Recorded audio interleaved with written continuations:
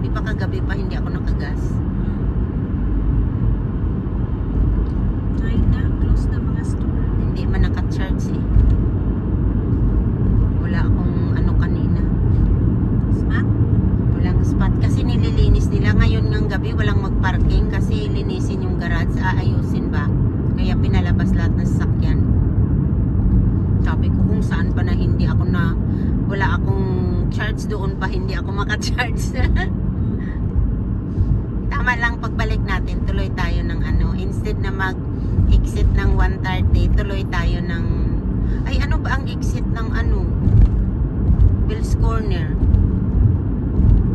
131? No ay di magpunta na lang ng Bayshore no? Tapos magtuloy ng Bill's Corner. Yeah. Hindi, mag-exit ka na ng Pinecrest. Baka dito sa ano sa Sindora mura ang gas. Meron dyan. Gas station dalawa eh.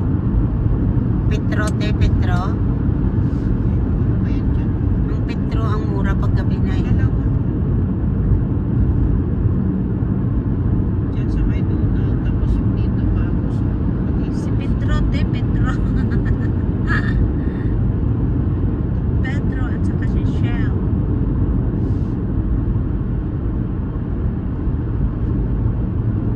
Itong ano na to, tong highway na to, hindi ko to marami kaya akong naranasan ng mga kaibigan ko na bagong driver tapos sinura, kakakuha lang ng license, pumunta kami ng dito, basta may pipick upin kami na binili niya ng ano nasa Kijiji.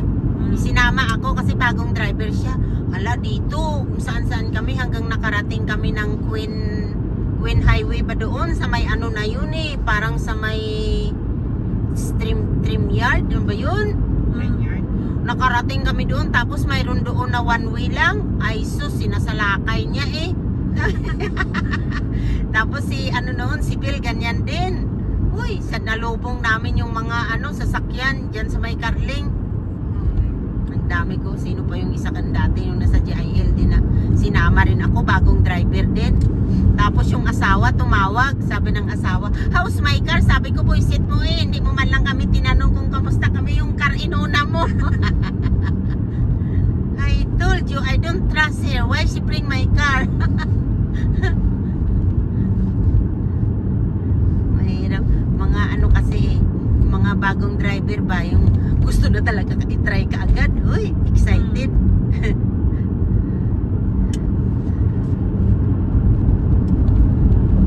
Tama lang yung ano natin. Hindi mag-change lane ba kasi may ano construction. Yeah. Wow. May pan siya.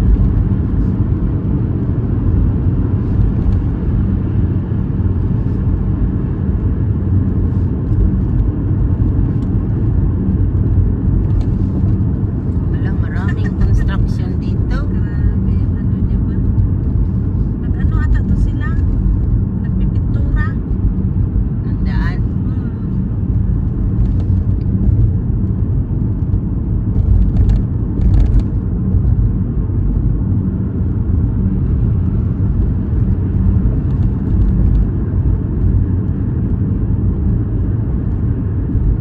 Yan yung pinaka-tallest building din, no? Natulog na sa atin. Te, maligaw tayo. Ikaw yung GPS dito. Huwag ka magtulog. Kaya nga dyan, pinupo silid sa harapan eh. Bakit silin ba ang bababa?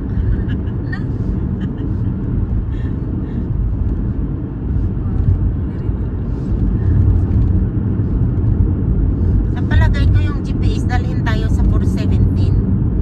Anong 417? Oo. 417 is doon sa taas ba, sa may hotel. Ay, di wag mo yung ano eh. Oo. Yun, oh. Kaya nga, alam mo dyan kung saan tayo liliko, di ba? Alam mo naman doon, di ba? Yung, oh,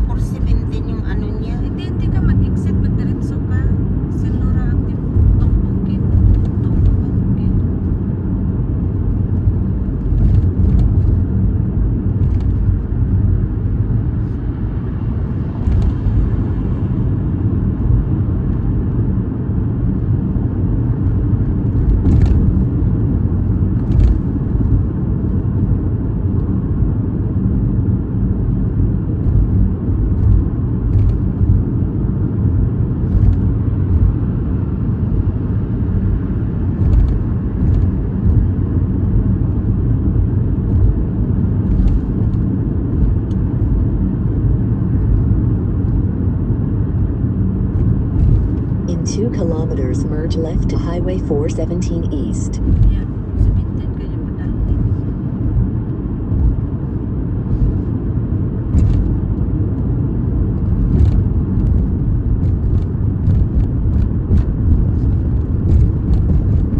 Kalupag-lupag dito ah. In 1 kilometer, merge left to Highway 417 East. Hindi mo malayo pa yung Sinturan, o tuloy-tuloy pa tayo? Basta may tuloy. Kasi dito niya tayo padaanin. 70.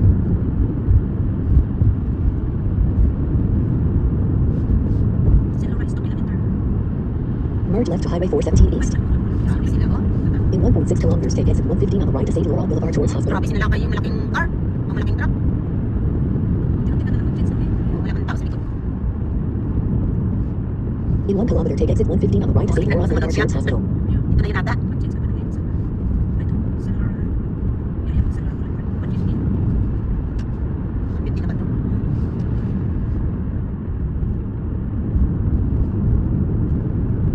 Exit right to St. Laurent Boulevard. In 450 meters, keep left. In 400 meters, keep left and then turn left.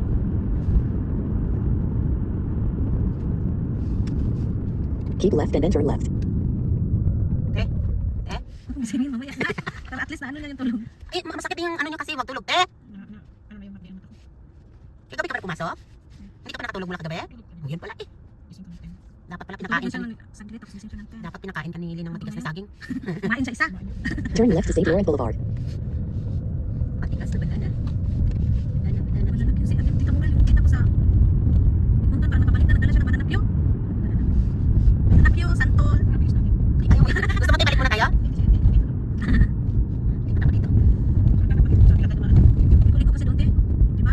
Hindi kasi highway nga tayo. Alam mo naman pag social tayo ngayon. Hindi na siya dadaan doon sa bisla.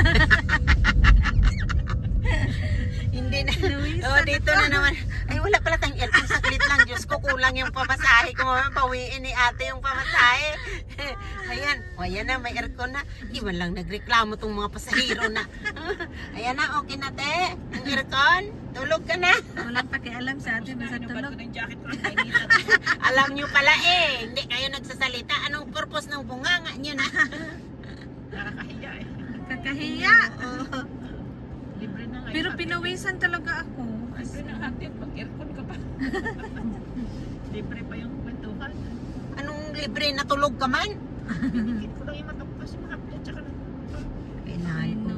Buti hindi ka hikab-hikab, te. Palagay ka ba nakakapagod Ako, eh. nakakapagod maghikab. Sakit na yung bunganga. Nga.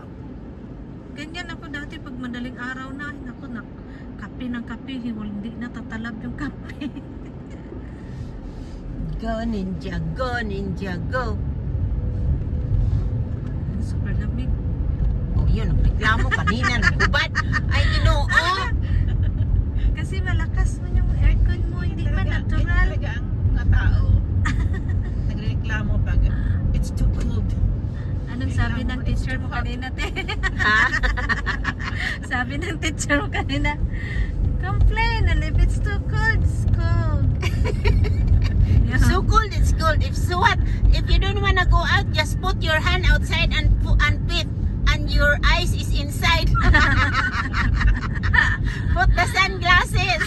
Pero alam mo, mahaba pa yun sana kung dugtungan ko kasi ang nirereklamo ni Atika, nang ibig sabihin ayaw niya na makita yung image, kaya ni-stop kasi ayaw nga niyang hindi daw siya makatulog pag makita niya yung image, kahit hindi sa kumakain siya, pero sabi niya nandyan pa rin sa isip ko yung makita ko yung image kasi yung mga open na may sugat pa. Oo. Yun ang ibig sabihin ni Akita. Dinugtong naman ng teacher yung sinabi ko na it's so hot outside. Kaya natatawa ako eh. Hindi ko na inayos kasi hahaba yun eh. Nagpaalam na ako. Sabi niya, just put, sabi niya, put your hand outside and the pit and put the... Tapos, parang gusto ko sabihin, hindi kayo nagkaintindihan eh. Ang ibig sabihin niya, ayaw niya yung image. Sinabi ko naman kasi na it's so hot outside. Sabi niya, you go out. If so hot, you cold. Tapos sabi ko, my eyes, okay, put your hand. Pero si Aktika, iba yung question niya. Sabi niya, I can't imagine, I can't see the image. Sabi niya, kasi nga kahit daw natutulog siya, nakikita pa rin niya yung Na-imagine pa rin. nagpupuka pa na kakalat yung dugo. Ang iba naman ayaw nila makita kasi kumakain daw sila.